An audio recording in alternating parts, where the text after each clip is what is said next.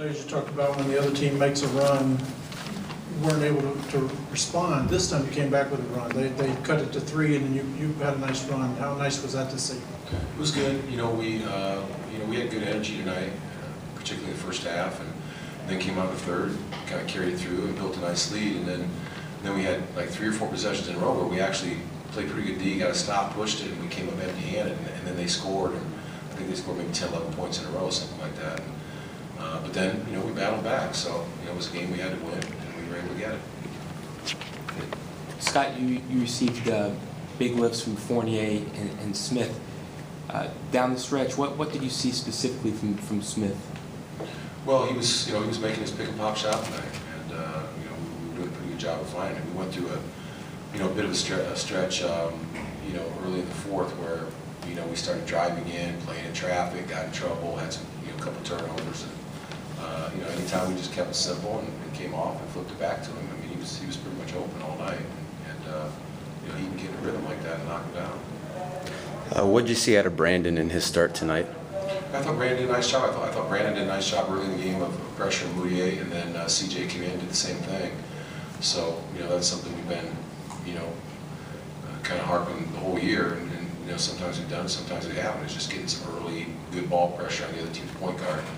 Sometimes it has an effect, sometimes it doesn't. But, it's better to do it than not do it. And I thought he did a good job of that. He did a good job running the team for the most part. So Jason makes the jump shots, but on the other end, you've talked about how he has a certain nastiness. Do you think he helps you kind of, when he's able to deliver a hard foul and he kind of, gets in, mixes it up with guys? Does that help give your team a toughness? Well, it doesn't hurt. It doesn't hurt. But, I also think it's a mistake to assume that, one guy, all of a sudden becomes contagious. I mean, it can become contagious, but also it might not.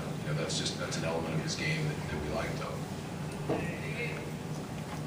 Aaron came in, I think he made his first six shots in the game. Seemed like he was getting most of it through the offense. Second half kind of tapered off as he continues to develop. What does he have to do to kind of find his own offense a little bit more and then still find a way to fit in on that?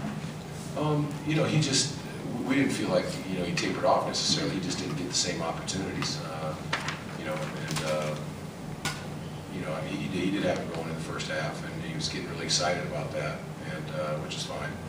But he didn't get the same opportunities in the third quarter. And then when I brought Ersan in, they went completely small, and we had the Ersan on Barton match up there for a little bit, and Ersan does a nice job of moving his feet against small players, so I kept him in there. Obviously, you don't want your team racking up technical fouls, but the moment where Fournier and Jokic had their situation, can you view that almost as a positive, where this team still has fight, they're still in it, they feel, as far as the playoff hunt goes? No, not that specific play. We're coming out of the break. Jokic makes an obvious play and just fouls him intentionally from behind, grabbed him. I don't know if Evan was a little off balance and caught him by surprise, but we can't commit that technical. Now that's different than, somebody comes up and blatantly, screens you from behind or something, and you have that type of reaction, or you're in a scrum under the basket, you catch an elbow to the mouth or something, then we got to go back at it. But once Evan looks at that, he'll realize we can't do that right at that moment of the game. It's a close game right there. We can't give them a free point. Everyone good? All right. Thanks, Coach.